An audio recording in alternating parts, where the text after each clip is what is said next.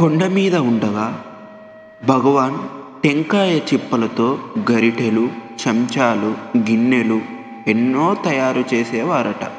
బత్తాయి పండ్లు, కమల ఫలాలు వస్తే వాటి తోళ్ళు పారవేయకుండా పచ్చళ్ళుగానో, ఊరగాయలుగానో, పులుసు ముక్కలుగానో తయారు చేసేవాళ్ళు.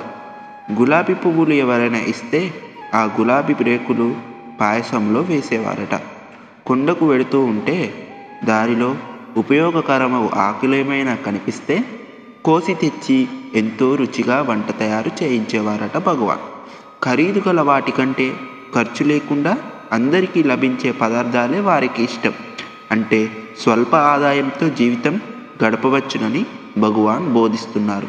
భగవాన్ ఇలా చెప్పేవారు, నా అనుగ్రహమే లేనిది ఎవరునూ నా ఆశ్రమానికి రాలేరు. పులినోట పడిన మాంసపు ముద్ద తప్పించుకొనగలదా? కానీ నా అనుగ్రహంకు పాత్రులైన వ్యక్తులు తప్పించుకపోలేరు.